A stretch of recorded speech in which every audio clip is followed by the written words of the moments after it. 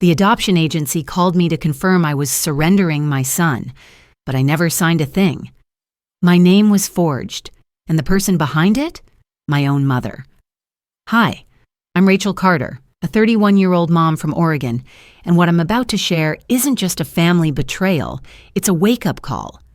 My baby was nearly stolen, not by strangers, but by the people who were supposed to protect us, all because they thought his birth might ruin my sister's wedding.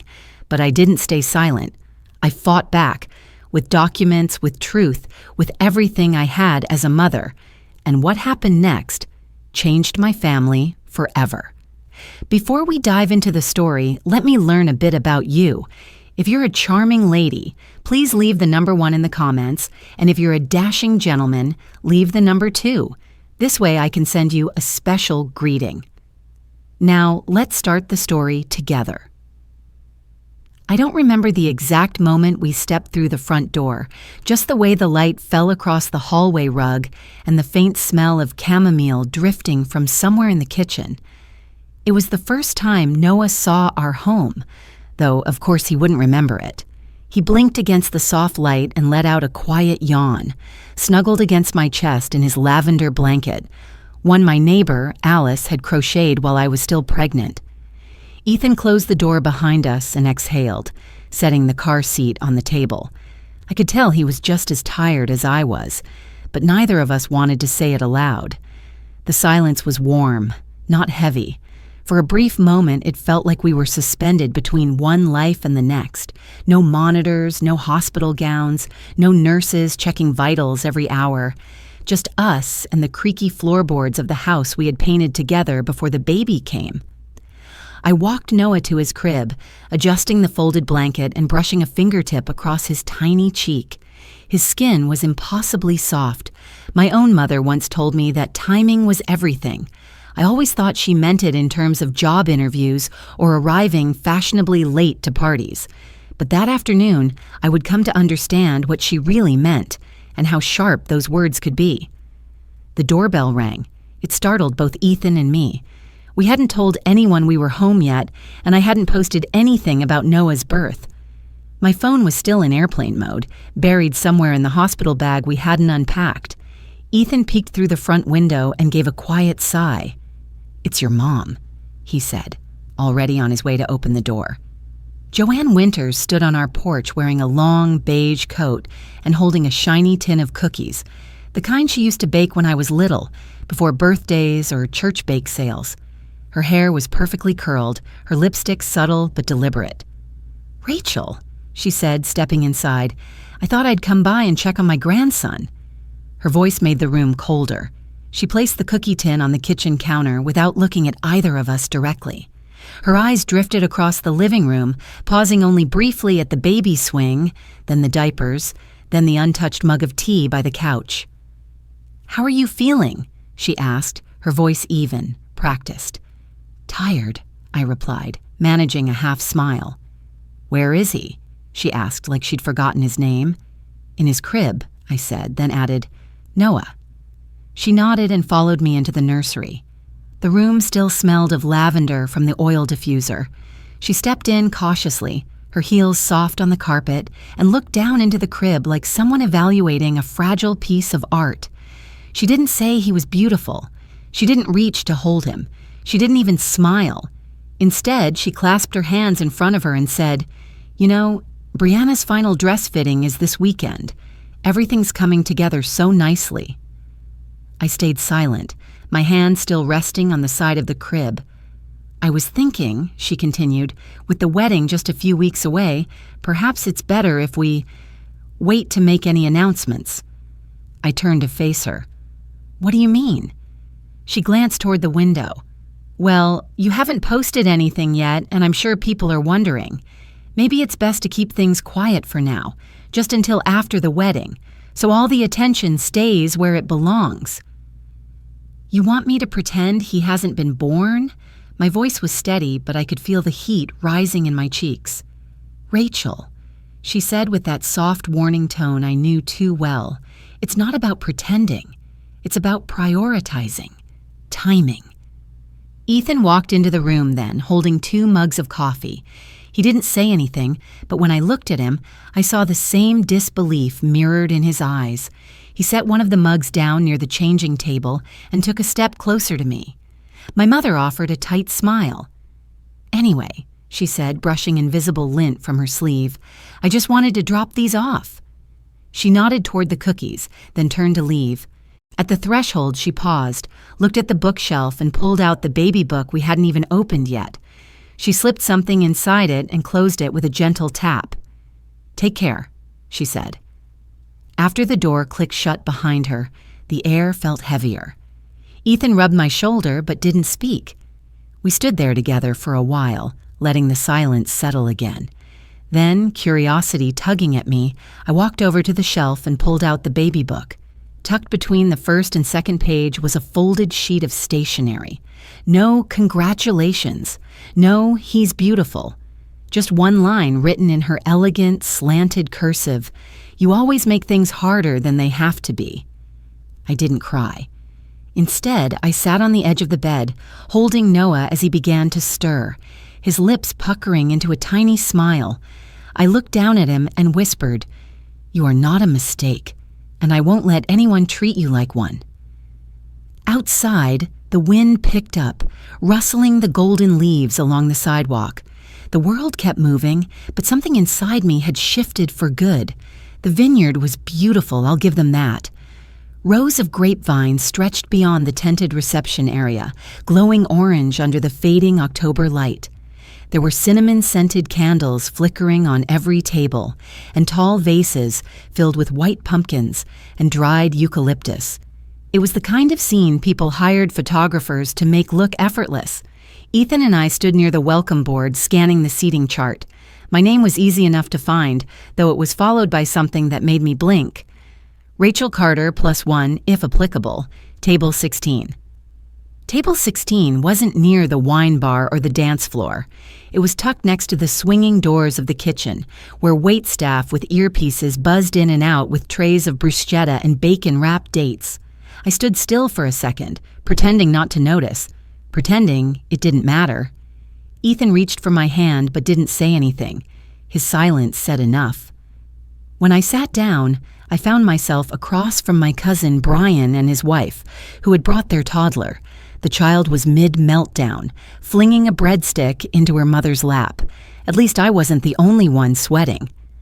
I glanced around. The bridal party had the best tables up front, close to the small stage and the string quartet. My mother, of course, was seated at Brianna's right hand like royalty. She looked radiant. Satin shawl, pearl earrings, and a practiced smile that could have sold cars or lawsuits. I smoothed down my dress, took a sip of the cider spritzer, and tried to focus on the evening ahead.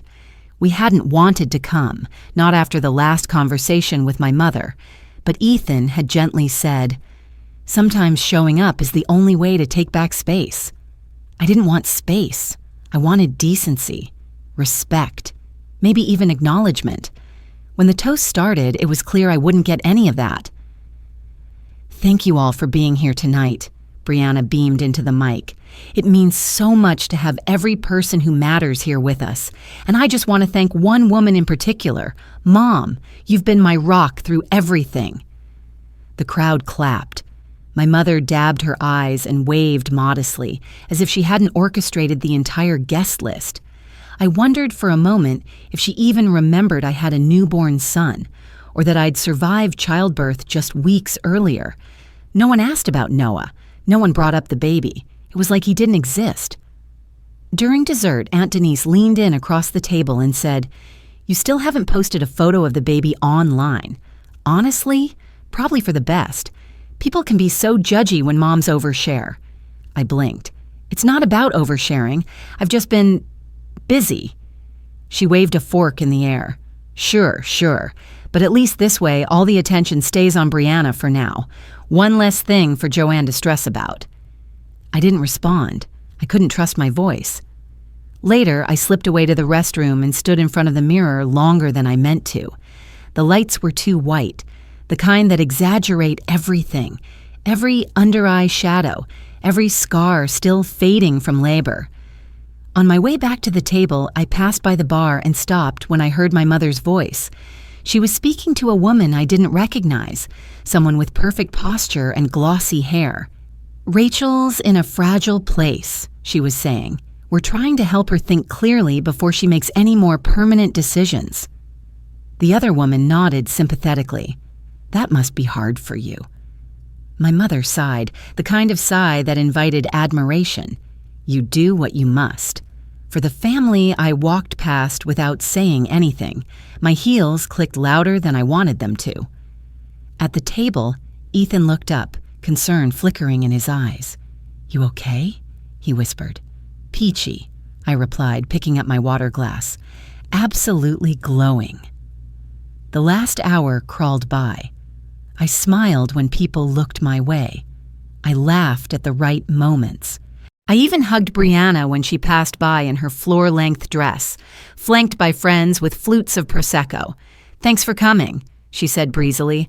"Oh, and congrats again. What's his name again? Nathan?" "Noah." "Right," she said, already turning away. "Cute." The only photo taken of me that night was snapped by someone from behind, mid-sip, with my face half obscured by a napkin. I saw it later on social media, cropped so tightly I looked like an afterthought. Or a glitch. In the car, Ethan turned the key in the ignition but didn't pull out right away. "You want to talk about it?"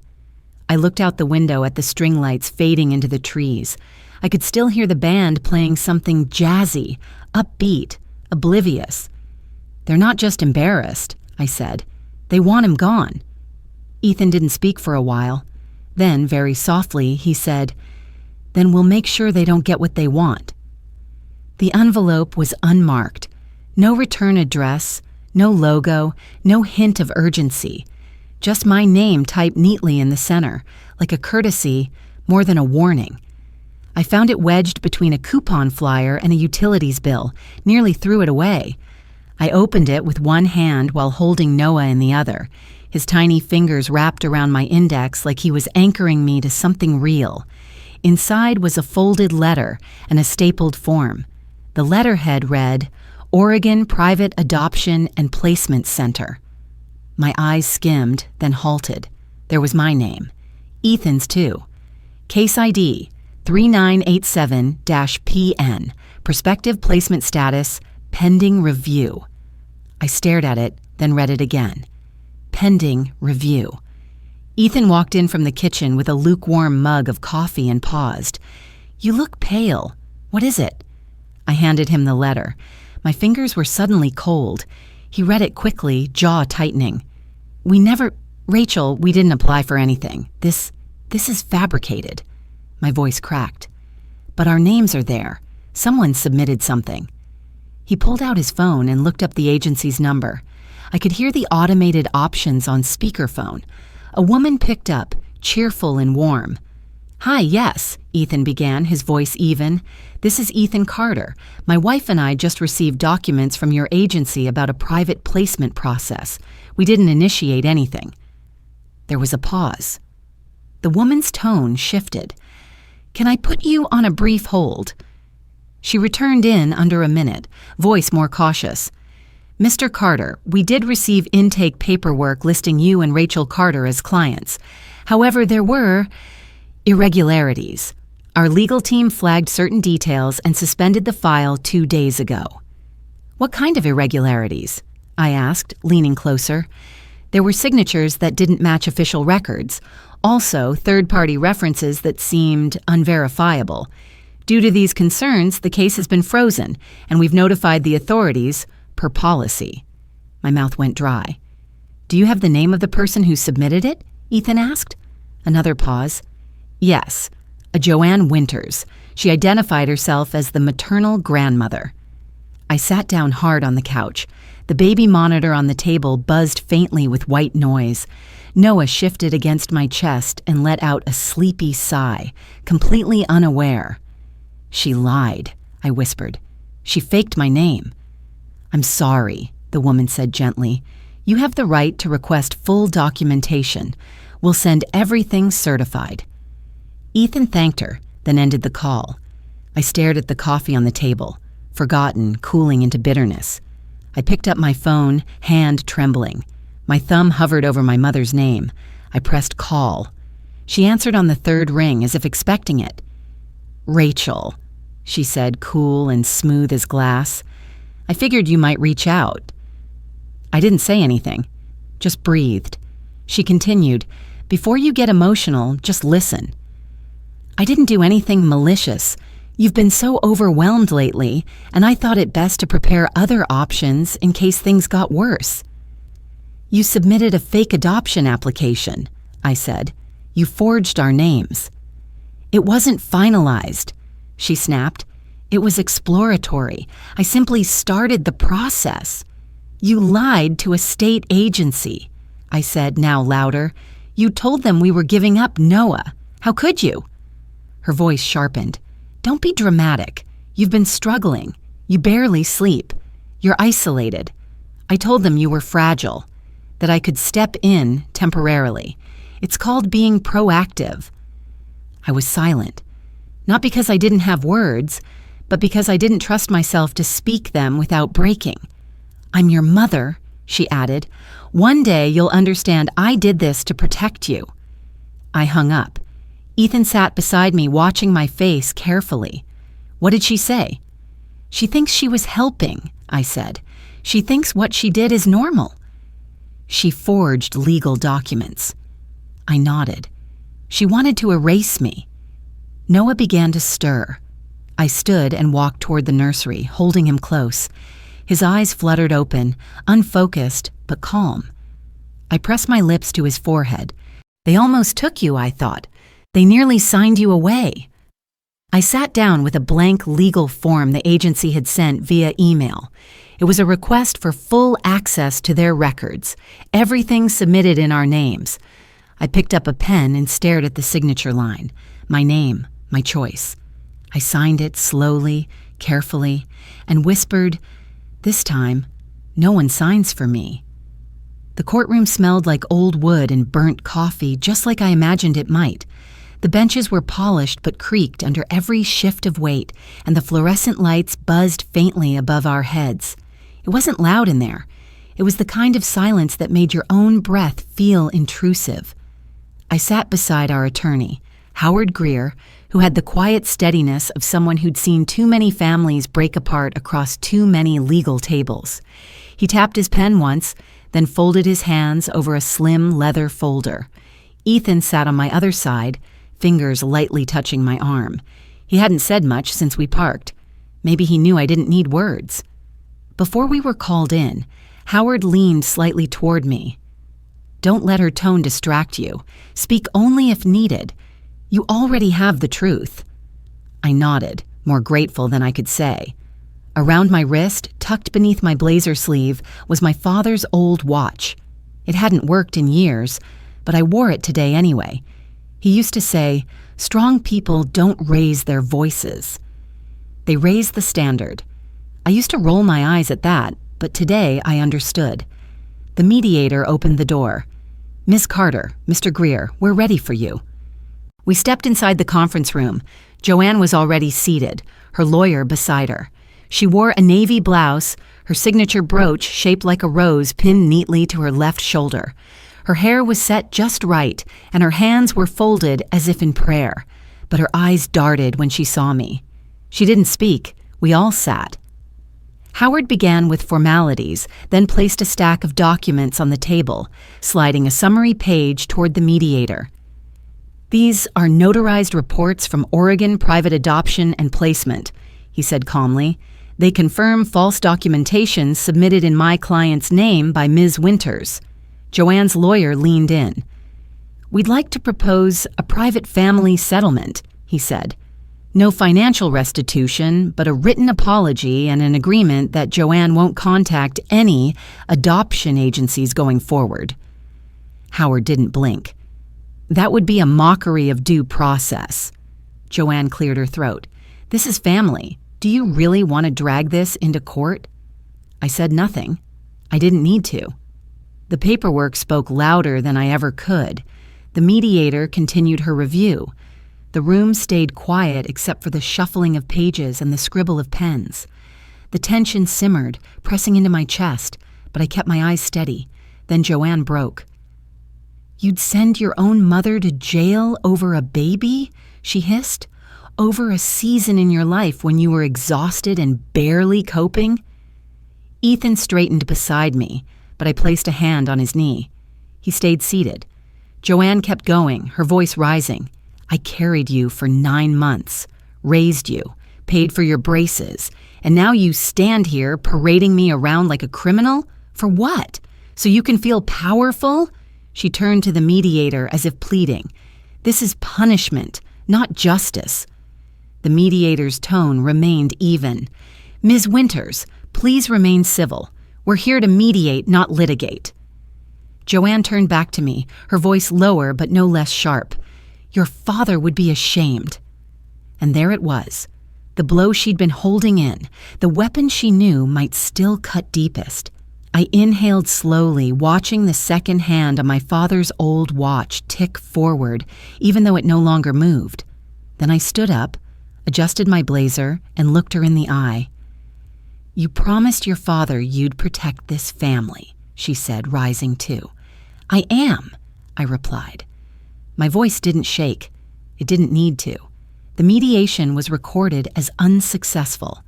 Joanne stormed out, her heels clacking across the tile like punctuation marks to an ending she didn't want to face. Ethan and I walked back to the parking lot in silence. The sky had darkened, low clouds heavy with unshed rain. As we reached the car, I felt my phone buzz in my coat pocket. A text from Brianna lit up the screen. "If she gets jail time, I'm cutting you off for good." I stared at the message, then looked up at Ethan. He didn't have to ask. He already knew what it said. Some endings you don't choose, but you can still decide how they shape you. The yelling started before I even opened the door. "You ruined everything, Rachel, everything!" I was in the middle of rocking Noah to sleep when Brianna's voice pierced through the living room window. It was early December, and half the Christmas lights Ethan had strung along the front porch were still unplugged. The sun hadn't set yet, but the cold air outside already bit through the glass. Ethan rushed in from the kitchen. "Is that?" I stood slowly, careful not to jostle Noah. "Yes, that's her." We moved toward the front of the house.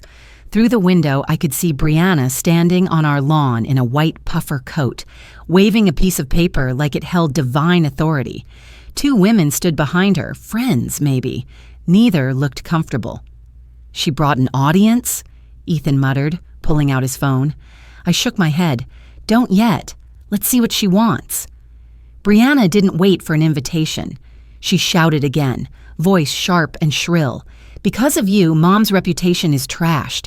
I had to cancel my venue, cut the guest list, and reprint invitations. Do you even know how much that costs? You stole my wedding, Rachel." I stepped away from the window and back into the hallway. Noah let out a soft sigh against my shoulder, unaware of the chaos just beyond the front door. "She won't stop," Ethan said, already dialing. "I know," I whispered, "but I'm not walking into that while holding him." Ethan spoke to the police dispatcher while I waited, pacing slowly in the hallway, trying to keep Noah calm and myself calmer. "She's refusing to leave private property," Ethan said. "Yes, we have a newborn inside." It didn't take long. Less than 15 minutes later, the sound of tires crunching over gravel echoed through the street, and 2 patrol cars pulled up to the curb. But Brianna didn't stop. "Private property?" she scoffed, turning toward the approaching officers. "Do you know who paid for this house? Our mom did, and now she's broke and under investigation because this woman," she jabbed a finger toward our front door, "decided to make a show out of nothing." I stepped out onto the porch, Noah cradled in my arms. The cold hit my face like a slap, but I didn't flinch. The officers stood between Brianna and our walkway. One of them turned to me. "Ma'am, would you like to press charges?" "Not today," I said, voice level, "but I will be filing a restraining order for myself and my son." Brianna took a step forward, face flushed. "You're unbelievable. You've always been jealous, always wanted to take the spotlight. Well, congrats. Now everyone's watching." I looked her in the eye. You protected your wedding. I protected my child. That's the difference. She opened her mouth, but no words came out. Her eyes darted to the officers, then to the neighbors who had begun peeking through curtains and standing silently on their porches. No one said a word. No one came to her defense. The quiet was louder than any of her screaming. The officers guided her down the walkway. One of her friends hesitated, gave me a long, unreadable look, then followed. The other glanced down and avoided eye contact. As the patrol cars pulled away, Ethan stepped onto the porch beside me. He didn't say anything at first, just looked out at the lawn. Trampled, brittle grass scattered where heels had sunk into the dirt. I turned back inside. Later that night, when the house was calm again and Noah finally slept, I opened the old photo album tucked beneath the coffee table. There was one picture left of Brianna and me. We were teenagers, side by side at some family barbecue, arms around each other like it meant something. I stared at it for a long time. Then I picked up my phone, snapped a photo of the photo, and hit delete. 1 second passed, then another. I didn't flinch. Peace didn't come with a celebration. It came in cardboard boxes, crumpled newspaper, and the scent of fresh paint drying on new walls. It was the quiet kind of peace, the kind you don't post about but feel with every exhale. Our new house sat on the edge of Salem, close enough to civilization but far enough that you could hear yourself think. The windows were wider, the ceilings higher. The air felt unclaimed, waiting. Ethan was in the kitchen unpacking dishes while Noah lay curled in a bassinet by the fireplace, wrapped in the new lavender blanket we picked out together, softer than the last but stitched with the same quiet promise. A call came through just after lunch. It was Howard. "Rachel," he said, "the court finalized everything this morning. Your mother received probation, mandatory therapy, and will be repaying the full amount through garnished assets." I didn't feel joy, not anger either, just something like closure. A door finally closed, with no echo behind it. "And the civil suit?" I asked. "Approved. The funds will be transferred this week." I thanked him. He didn't linger. Later, Ethan and I sat together at the kitchen table, logging into the new bank account. The money we'd spent supporting Joanne, every bill, every doctor's visit, every loan, was now safely held under Noah's name, his education, his future, something clean. That night, I checked my email. There was one new message, no subject line, no signature, just one word. Forgiveness? I stared at it for a while. My hand hovered over the trackpad. I didn't feel pulled in either direction, not bitter, not vindicated, just done. I deleted it. The next morning, Ethan's mother showed up unannounced with a tin of butter cookies and a thermos of hot cider. She didn't ask questions. She didn't mention the past few months. She just held Noah with the kind of quiet care that doesn't need words. "I'm glad you found a place you like," she said simply. "It suits you." And it did. Later that week, as the first snow began to fall, I stood by the nursery window rocking Noah in my arms. Outside, everything was turning white, soft, slow, forgiving. I laid him down gently, pulling the lavender blanket up to his chin. He looked up at me with eyes still learning the world, and I leaned close. "You'll never have to choose between love and safety," I whispered. "Not in this house." The heater kicked on with a soft hum. Ethan walked past the doorway and smiled at the sight of us. We didn't need to say anything. Some peace speaks for itself. I sat in the armchair, Noah breathing evenly against my chest, and watched the snow dance beyond the glass. This house wasn't perfect. We weren't perfect, but it was ours. And for the first time in my life, I knew what it meant to live inside something I'd chosen, fully, freely. "This is home now," I said aloud, and I meant it. Sometimes peace doesn't arrive with a grand gesture. It comes quietly in the form of a baby breathing against your chest or a lavender blanket folded just right.